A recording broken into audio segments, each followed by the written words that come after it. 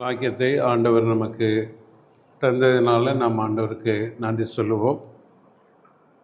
நாம் விசுவாசிகளாக கூடி வந்திருக்கிறோம். அதே நேரத்தில் ஆண்டவராகிய இயேசு கிறிஸ்துவை ஏற்றுக்கொள்ளாதவர்களும் உண்டு. அதனால் நாம் இந்த விசுவாசத்தை குறித்து பார்க்கும்படியாக விரும்புகிறோம்.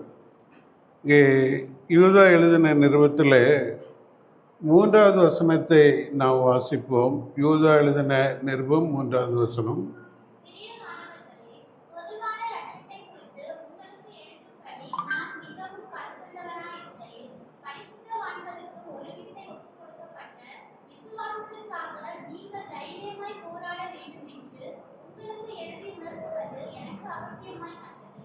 கர்த்தர் இந்த வசனத்தையும் சிந்திக்கு வர வசனங்களையும் நமக்கு ஆசீர்வதித்து தருவாராக. இங்கே நாம் பார்க்கும் பொழுது, இங்கே யூதா தன்னுடைய நிருபத்தை எழுதும் பொழுது சொல்லுகிறார், பொதுவான ரட்சிப்பு அப்படின்னு சொல்லுகிறத நம்ம பார்க்குறோம். அப்போ இந்த ரட்சிப்பு ஒருவருக்கு மட்டும் இல்லை, எல்லாருக்கும் உரியது. எல்லா ஜாதி ஜனம், எல்லா தேசம், எல்லா மொழி பேசுகிறவங்க எல்லாருக்கும் உரியதான் இந்த ரட்சிப்பு. அப்போ ரட்சிப்பு அப்படின்னு சொல்லும் பொழுது என்ன அப்படின்னு சொன்னால், அது விடுதலை இல்லையா? விடுதலையின் செய்தி. எதிலிருந்து விடுதலை அப்படின்னு பார்க்குறப்போ, பாவத்திலிருந்து விடுதலை, பிசாசின் அடிமைத்தனத்திலிருந்து விடுதலை, நரக கோபாக்கினிலிருந்து விடுதலை. அப்போ நம்முடைய வாழ்க்கையில் விடுதலை இருக்கிறதா இல்லையா? அப்போ இன்றைக்கு நம்முடைய வாழ்க்கையில் விடுதலை இருக்கிறதா அப்படின்னு சொல்லி பார்க்குறப்போ, இந்த விடுதலைக்காக போராடி கொண்டிருக்கக்கூடிய ஒரு நிலைமையை நாம் பார்க்கிறோம். நம்முடைய வாழ்க்கையில் அநேக போராட்டங்கள் இருக்கக்கூடியதாக இருக்கிறது. அப்போ அதனால் விடுதலையற்றவர்களாக வாழ்ந்து கொண்டு இருக்கிறவர்களுக்கு ஆண்டவராகிய இயேசு கிறிஸ்து சொல்கிறாங்க, குமாரன் உங்களை விடுதலையாக்கினால் மெய்யாகவே விடுதலை ஆவீர்கள். உங்களுடைய வாழ்க்கையில் விடுதலை இல்லை, எதிலிருந்தெல்லாம் விடுதலை இல்லை அப்படின்னு சொல்லி பார்க்கும் பொழுது, சில பழக்க வழக்கங்களிலிருந்து விடுதலை இல்லை இல்லையா? அதை விடணும் அப்படின்னு சொன்னால் நம்மளால் விட முடியலை. அதனால நம்ம என்ன செஞ்சுருக்கிறோம், அதை பிடிச்சு கொண்டே இருக்கிறோம். அது மட்டும் இல்லை, அதுக்கு நம்ம என்ன சொல்கிறோம் அப்படின்னா, எதாயிலும் சாக்கு சொல்கிறோம் இல்லையா? அப்போ அந்த 38 வருஷமாக அந்த பெதஸ்தா குளத்தண்டையில் அந்த 38 வருஷமாக வியாதியாய் படுத்திருந்த மனுஷனிடத்தில் ஆண்டவராகிய இயேசு கிறிஸ்து போனாங்க. போயிட்டு கேட்குறாங்க, நீ சுகமாக விரும்புறியா அப்படின்னு சொல்லி கேட்குறாங்க. அதுக்கு அவன் என்ன பதில் சொல்லணும்? என்ன சொல்லணும்? ஆமான்னு சொல்லணும், இல்லைன்னா இல்லைன்னு சொல்லணும். ஆனால் அதுக்கு அவன் என்ன சொல்கிறான்? வேற ஒருத்தர் என்ன செஞ்சிடறாங்க, இறங்கிடுறாங்க இல்லையா? அது தேவையா? இல்லை. அல்லது என்னை கொண்டு போய் விடுறதுக்கு யாருமே இல்லை. சரியா? அப்போ கேட்கறதுக்கு மட்டும் பதில் சொல்லக்கூடியவங்களா இருக்கணும். ஆனால் அவங்க என்ன சொல்கிறாங்க, மற்றவங்களை குற்றம் சாட்டுகிறாங்க. இன்னைக்கு அப்படிதான் சிலர் இருக்கிறாங்க இல்லையா? ஐயா, நீங்கள் ஆண்டவராக இயேசு கிறிஸ்துவை ஏற்றுக்கொள்ளுங்க, உன்னுடைய பாவம் மன்னிக்கப்படணும், உன்னுடைய வாழ்க்கையில் நீ மனம் திரும்பி வாழணும் அப்படின்னு சொல்கிறப்போ அவங்க என்ன சொல்கிறாங்க, அவங்க வாழ்க்கையில் இருக்கிற பாவத்தை விட மனசு இல்லை, விட முடியலைன்னா மனசு இல்லை. அதனால அவங்க என்ன சொல்கிறாங்க அப்படின்னா, நான் போகிறதுக்குள்ள ஒருத்தர் போயிடுறாங்க, இல்லைன்னா நீ கொண்டு போடுறதுக்கு ஆள் இல்லை. அதனால ஏதோ அவங்க என்ன செய்கிறாங்க, மற்றவர்களை குறை சொல்லிக்கொண்டு தன்னை தேற்றி கொள்ளக்கூடியவங்களாக இருக்கிறத பார்க்கிறோம். ஆண்டவர் இன்றைக்கும் நமக்கு விடுதலை கொடுக்கக்கூடிய தேவனாக இருக்கிறாங்க. எப்போ விடுதலை கொடுக்குறாங்க அப்படின்னா, ஆண்டவராகிய இயேசு கிறிஸ்து மேலே நம்பிக்கை வைத்து, அதை நாம் ரோமருக்கு எழுதின நிருபம் 10ஆம் அதிகாரம் 9-10 வசனங்களை நாம் வாசிப்போம். ரோமர்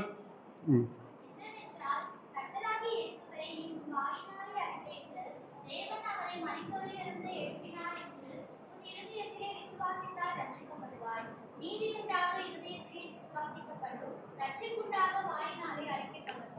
இங்க என்னென்ன பார்க்கிறோம் அப்படின்னா, உன் வாயினால் முதல்ல நீ விசுவாசிக்கணும். ஆண்டவராகிய இயேசு கிறிஸ்து எனக்காக இந்த உலகத்தில் வந்தார், எனக்காக வாழ்ந்தார், என்னுடைய பாவங்களுக்காக சிலுவையில் அடிக்கப்படும்படியாக தன்னை ஒப்பு கொடுத்தார், என்னுடைய பாவங்களுக்காக சிலுவையில் மரித்தார், எனக்காக 3ஆம் நாள் உயிரோடு எழுந்து எனக்காக ஒரு ஸ்தலத்தை ஆயத்தம் பண்ணும்படியாக பரலோகத்துக்கு போயிருக்கிறார், மறுபடியும் என்னை அழைத்து கொண்டு போக வருவார். இல்லையா? அப்ப இதை நம்ம என்ன செய்யணும்? விசுவாசிக்கணும். விசுவாசித்து அப்புறம் என்ன செய்யணும் அப்படின்னா, நம்முடைய வாயினால அறிக்கை செய்யணும். இல்லையா?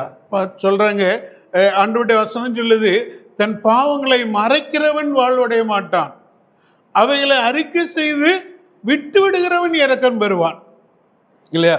அதை அப்படியே மூடி மூடி வச்சுக்கிட்டு என்ன செய்யக்கூடாது? இருக்கக்கூடாது. மூடி வச்சு இருக்கக்கூடாது.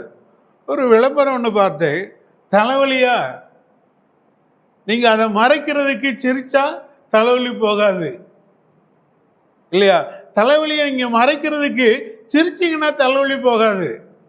அப்ப தலைவலி போகணும் அப்படின்னா அவங்க ஒரு மாத்திரையை விளம்பரம் பண்றாங்க, அந்த மாத்திரையை சாப்பிட்டாதான் தலைவலி போகும். சிரிச்சா அது சிரிச்சு மறைச்சா அது என்ன செய்யாது? போகாது. உலகமே அப்படி சொல்றது. நான் ஆண்டவராகிய இயேசு கிறிஸ்து சொல்றாங்க, தன்னுடைய பாவங்களை மறைக்கிறவன் வாழ்வடைய மாட்டான். ஐயா, நான் இப்படிதான் இருக்கேன்,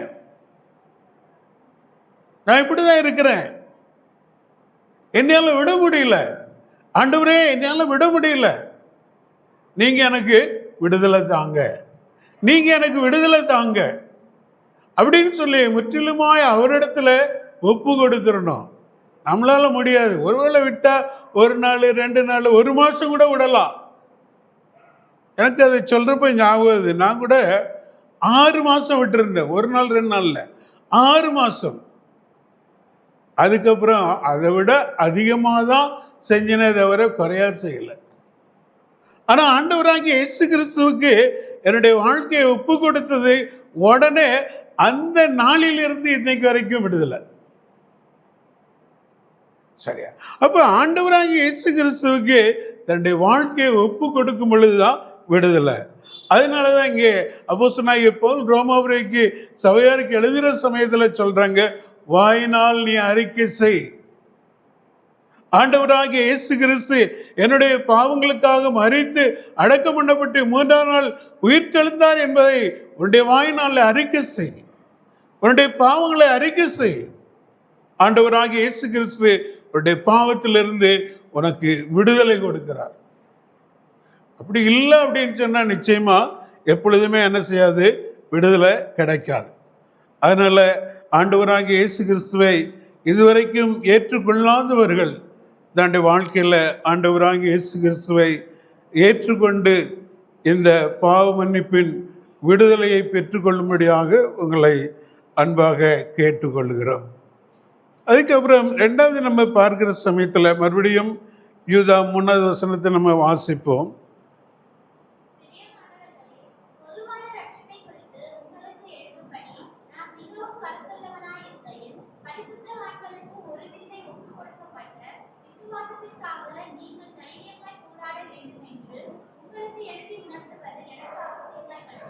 அடுத்து இங்க என்ன பார்க்கிறோம் அப்படின்னா, விசுவாசிகளுக்கு அவர் எழுதுறாரு. என்ன எழுதுறாரு அப்படின்னா, போராட வேண்டும். இல்லையா? விசுவாச வாழ்க்கை சும்மா நான் விசுவாசித்து ஏற்றுக்கொண்டேன் அப்படின்னு சொன்னா அதோட முடிஞ்சு வருது இல்லை. எல்லாமே நமக்கு சாதகமா நடக்கும் அப்படின்னு இல்லை. இல்லையா?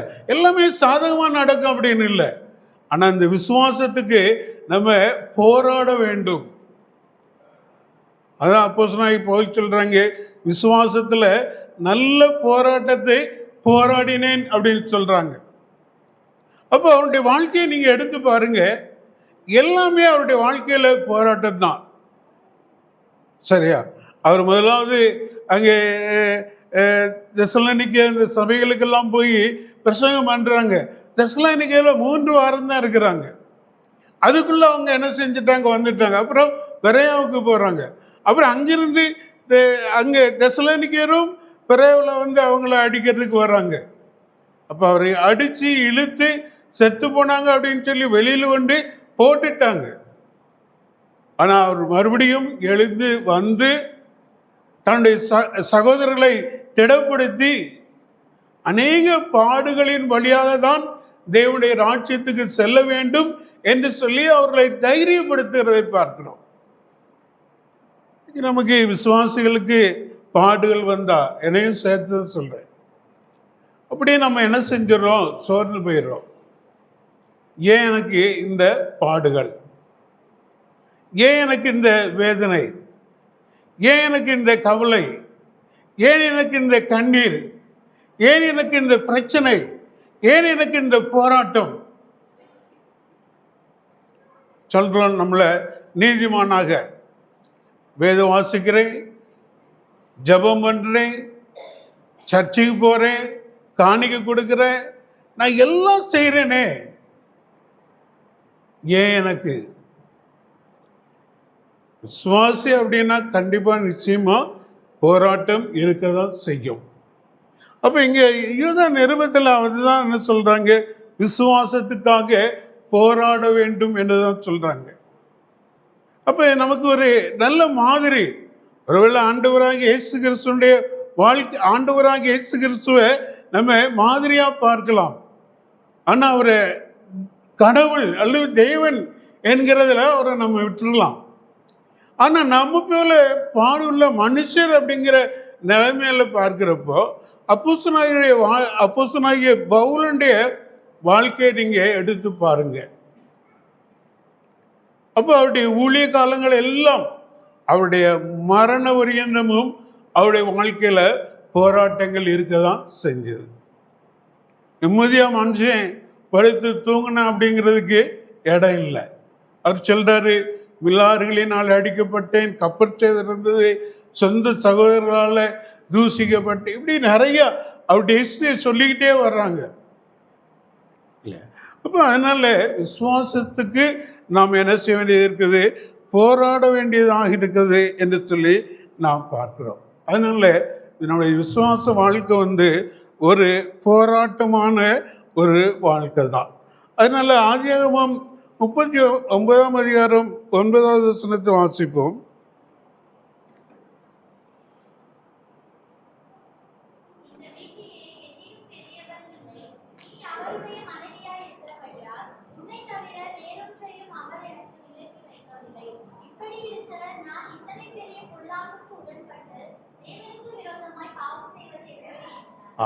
யார் சொல்றது தெரியுமா? யோசேப்பு. பாருங்க, யோசேப்பு ஆண்டவரை விசுவாசித்தா, ஆண்டவருக்காக வாழ்ந்தா, ஆண்டவரிடத்திலிருந்து தரிசனங்களை, சொப்பனங்களை பெற்றுக்கொண்டா. ஆனால் அவருடைய வாழ்க்கையில நம்ம பார்க்கிறப்போ அவர் விசுவாசத்துக்காக போராட வேண்டியது அவசியமா இருந்தது. அங்கே ஒரு பெரிய போராட்டம். என்ன போராட்டம்? போத்திபாருடைய மனைவினால் வரக்கூடிய போராட்டம். போத்திபார் மனைவினால் வரக்கூடிய போராட்டம். இப்ப இந்த போராட்டத்தில் அவர் என்ன செய்யலாம்? விழுந்து போகலாம். வாய்ப்பு நிறைய இருக்குது. பரவாயில்ல, அதுக்கப்புறம் நம்ம மன்னிப்பு கேட்டுடலாம் இல்லையா? ஆனா அங்கே யோசேப்பு போராடுகிறதை பார்க்கிறோம். போராடுகிறார். அவருடைய விசுவாசம் ஆண்டவர் மேல் இருந்ததுனால அவருடைய வாழ்க்கையில இந்த பாவத்தோடு கூட போராடுகிறார். போராடி மேற்கொண்டார் என்று சொல்லி பார்க்கிறோம். போராடி மேற்கொண்டார். சொல்றாரு, இந்த வீட்டில் என்னை காட்டிலும் பெரியவங்க யாரும் இல்லை, ஆனால் உன்னைய தவிர இது எல்லாமே எனக்கு கீழே இருக்கு. ஆனாலும் நான் தேவனுக்கு விரோதமாய் என்ன செய்யக்கூடாது? பாவம் செய்யக்கூடாது. விசுவாசிகளுக்கு பாவத்தில் போராட்டம் உண்டு. பாவம் எந்த விதத்தில் வரும் அப்படின்னு சொல்லி நமக்கு தெரியாது. எந்த விதத்தில் வரும்னு தெரியாது. அது ஏதாகிலும் ஒரு வேஷத்தில் அது என்ன செய்யும், நம்மளிடத்துல உள்ள நுழையிறதுக்கு வரும் ஏதாகிலும். அப்ப அப்படிப்பட்ட ஒரு நிலைமையில நமக்கு போராட்டங்கள் இருக்கிறது. ஆனா அதுல நம்ம என்ன செஞ்சிடக்கூடாது, விழுந்துடக்கூடாது.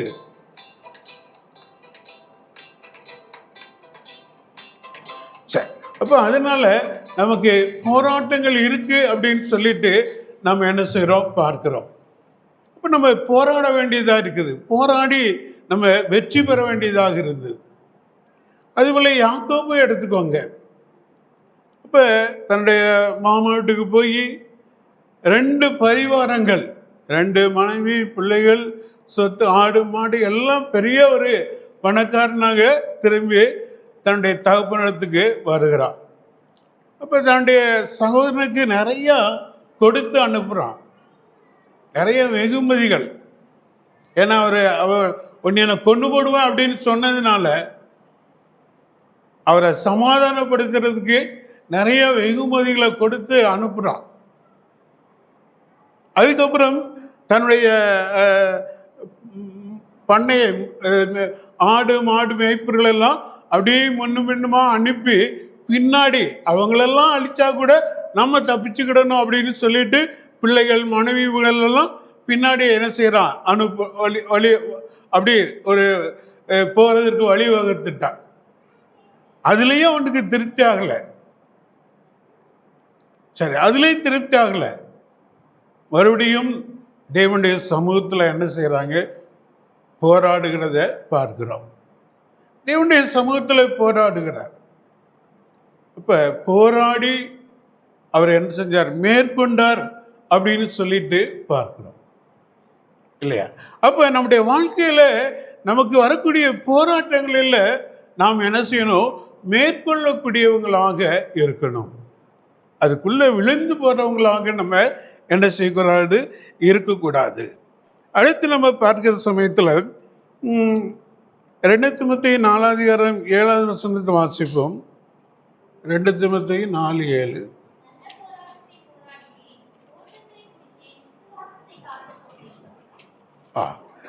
இங்கே அப்போஸ்தலனாகிய பவுல் அதுதான் என்ன செய்கிறாங்க, சொல்லுகிறத நாம் பார்க்கிறோம். அப்போ போராட்டத்தை என்ன செஞ்ச, நல்ல போராட்டம் இல்லையா? அப்போ நம்ம போராட்டம் அப்படின்னு சொன்னோன்னா அது நல்லதுன்னு சொல்லுவோமா? எவ்வளோ ஒரு கஷ்டமானது அப்படின்னு தான் சொல்லுவோம். நான் கூட அப்படி தான் சொல்லுவேன். எனக்கு கூட ஊழிய பாதையில் அப்படின்னா ஒரு சாதாரணம் இல்லை.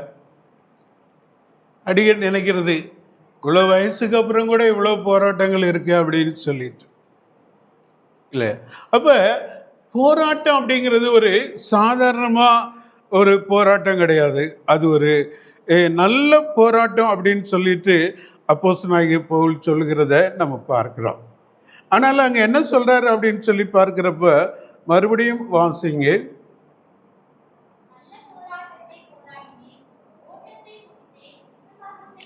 ஆமாம், அங்கே முக்கியமாக என்ன பார்க்கிறோம் அப்படின்னா, விசுவாசத்தை காத்து கொண்டேன் இல்லையா? போராட்டம் எனக்கு நல்லதுதான், நான் நல்ல போராட்டம் தான் போராடினேன். ஏன் அப்படின்னா எல்லாவற்றிலும் அவர் வெற்றி பெற்றார், தோல்விங்கிறது இல்லை. அதனால அவர் எனக்கு நல்ல போராட்டம் அப்படின்னு சொல்றாரு. ஆனாலும் அவர் என்ன சொல்றாருன்னா, நான் விசுவாசத்தை காத்து கொண்டேன் இல்லையா? நம்முடைய போராட்டமான நிலைமையில நம்முடைய விசுவாசத்தை காத்து கொள்ளக்கூடியவங்களாக இருக்க வேண்டும். விசுவாசத்தை விட்டு விலகிடக்கூடாது, விசுவாசத்தை கைவிட்டுறக்கூடாது இல்லையா? விசுவாசத்தை மறுதளிக்க கூடாது. விசுவாசத்தை மறுதளிக்கிறது குறித்து பார்க்கும் பொழுது அப்போஸ்தலனாகிய பேதுருடைய வாழ்க்கையில நம்ம பார்க்க முடியும். அவர் சொல்றாரு, நான் என்ன சொல்லுவாங்க இல்லை, அதுக்கு முன்னாடி இயேசு கிறிஸ்துவிடத்தில் சொல்றப்போ,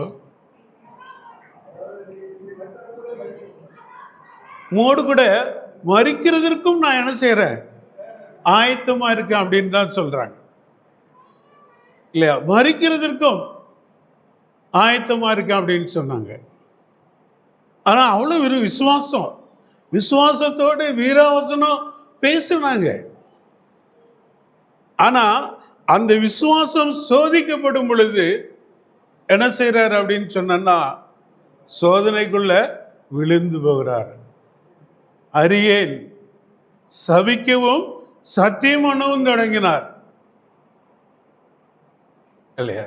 அந்த விசுவாசத்தை மறுதலிக்கிறத பார்க்கிறோம்.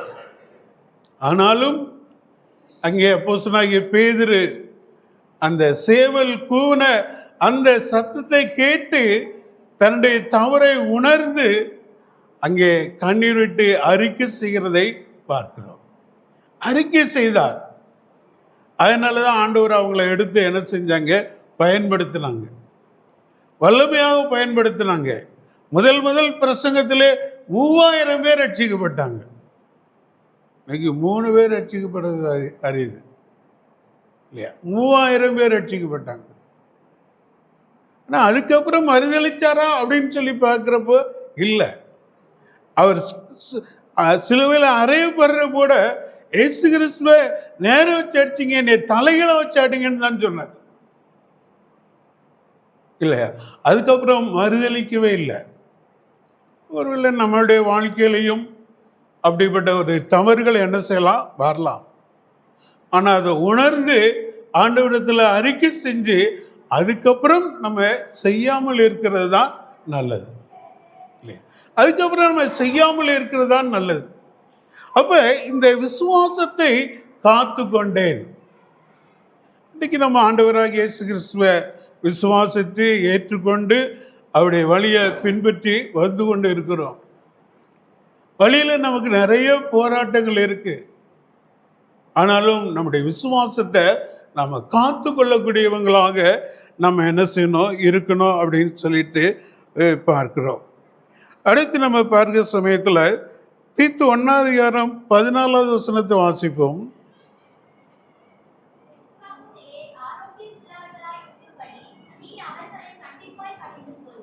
இங்கே நம்ம பார்க்கிறப்ப விசுவாசத்துல எப்படி இருக்கணுமா, எப்படி இருக்கணும், ஆரோக்கியமா இருக்கணும். நம்முடைய விசுவாசத்துல வியாதி இருக்கக்கூடாதுங்க. சரீரத்துல வியாதி இருக்கலாம்,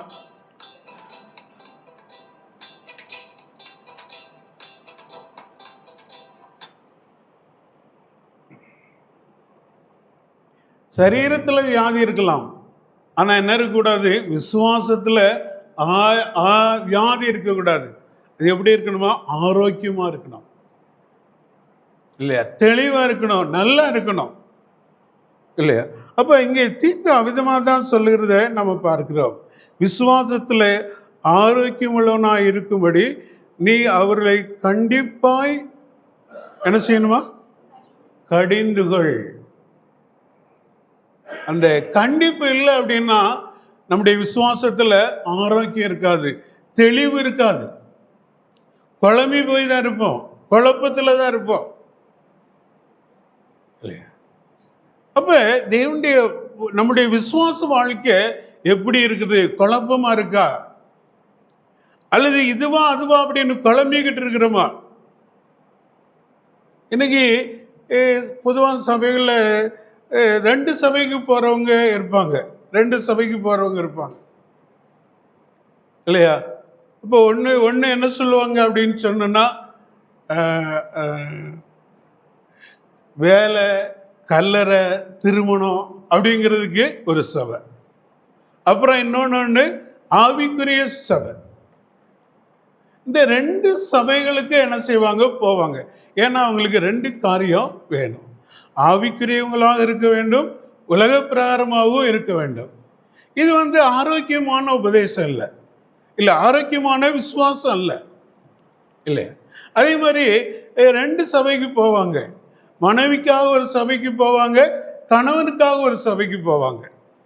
காலையில கணவனுக்கும் மாலையில மனைவிக்கும், ஏன்னா மாமா அப்படிங்கிறது. காலையில கணவனுக்காக போவாங்க, மாலையில மனைவிக்காக போவாங்க இல்லையா. அப்ப இது ஆரோக்கியமான விசுவாசம் கிடையாது. எதுல விசுவாசமா இருக்க, இந்த உபதேசத்துல விசுவாசமா இருக்கியா, இந்த உபதேசத்துல விசுவாசமா இருக்கியா? ரெண்டிலுமே கிடையாது. இருமன உள்ளவர் வழியெல்லாம் நிலையற்றவனாக இருக்கிறான். அவருடைய விசுவாச வாழ்க்கை நிலையில்லாத ஒரு வாழ்க்கை தான். சரியா? அவங்க என்ன செய்ய முடியாது, வளர முடியாது. பாருங்க, இன்றைக்கு ஒரு மாசம் இந்த இடத்துல ஒரு மாங்கன்ற நட்டு வைக்கிறாய், அதுக்கப்புறம் இருந்து பிடிங்கி இந்த இடத்துல நட்டு வைக்கிறாய், திருப்பியும் இங்க இப்படி மாத்தி மாத்தி நட்டுக்கிட்டு இருந்தா அது வளருமாங்க? வளராது இல்லையா? சில சமயங்கள் அது என்ன ஆகும், காஞ்சு போகும், பட்டு போகும் இல்லையா? அப்ப இதுல ஆரோக்கியமாக இருக்கணும், விசுவாசத்துல ஆரோக்கியம், அந்த தெளிவு இருக்கணும், இந்த சுகம் இருக்கணும் இல்லையா? அடுத்து நம்ம பார்க்கிறோம்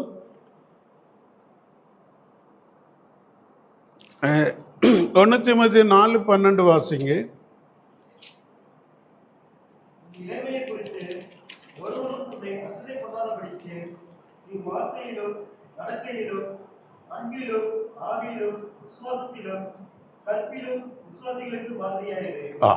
இங்கே விசுவாசிகளுக்கு மாதிரியாக இரு.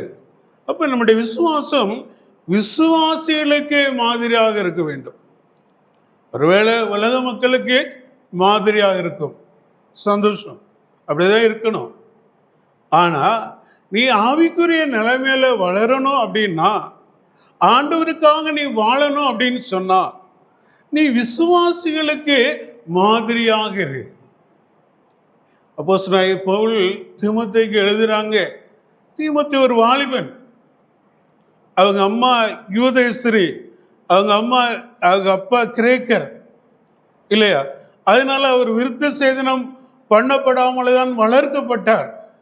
ஆனாலும் அப்போஸ்தலனாகிய பவுல் அவருடைய விசுவாசத்தை கண்டு தன்னோடு கூட ஊழியத்திற்காக அழைத்து கொண்டு போக விரும்பினார். இப்போ அதனால அங்கே ஜப ஆலயங்களில் யூதர் முதல்ல அவங்களுடைய ஊழியம் யூதருடைய ஜப ஆலயங்களில் தான் நடந்தது. அப்ப அவங்க இவருடைய ஜப ஆலயங்களுக்கு போகணும் அப்படிங்கிறதுனால அவர் என்ன செய்யணும், விருத்த சேதனம் பண்ணப்பட வேண்டும். அதனால அவர் விருத்த சேதனம் பண்ணப்பட்டார். பவுலோடு கூட ஊழியத்தில் அங்கே இருந்ததை நம்ம பார்க்கிறோம். அந்த அப்போஸ்தலனாகிய பவுலுடைய அந்த கடைசி காலத்தில் எழுதப்பட்ட நிருபம் தான் இது. அப்போ அவர் சொல்றாங்க, தீமோத்தேயுக்கு சொல்லும் பொழுது சொல்றாங்க, உன் இளமை குறித்து ஒருவனும் உன்னை அசட்டை பண்ணாதபடிக்கு நீ நம்மளை அசட்டை பண்ணக்கூடாது. இன்னைக்கு நிறைய பேர் நிறைய காரியங்கள் இல்லை அசட்டை பண்றாங்க.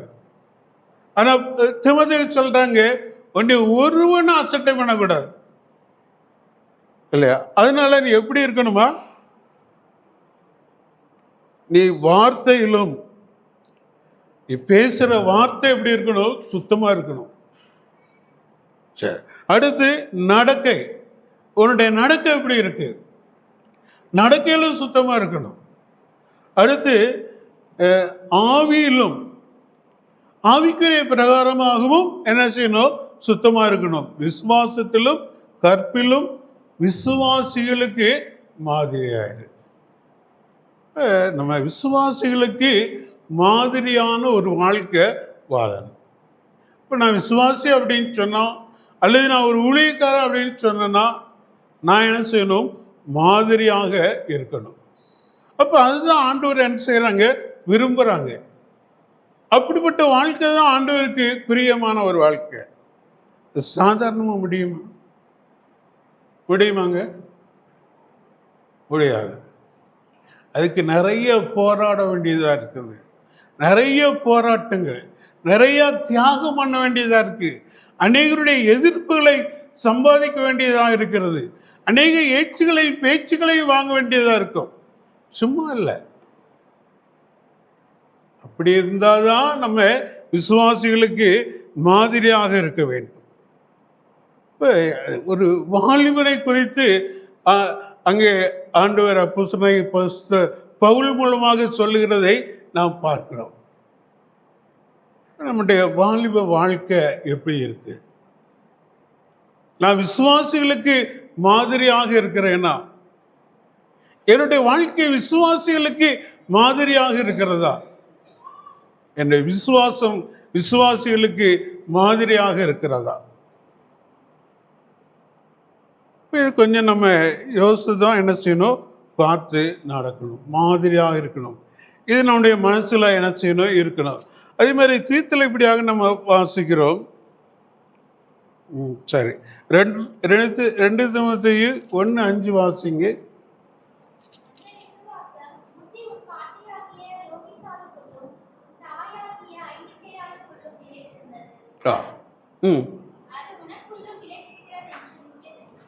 இங்கே அப்போஸ்தலனாகிய பவுல் சொல்லும்போது சொல்றாங்க, உனக்குள்ள இருக்கிற இந்த விசுவாசம் முதல்ல உங்க பாட்டிக்கிட்ட இருந்துச்சு, உங்க பாட்டிக்கிட்ட இருந்து உங்க அம்மாவுக்கு வந்தது, உங்க அம்மாட்ட இருந்து உனக்கு வந்திருக்கு இல்லையா?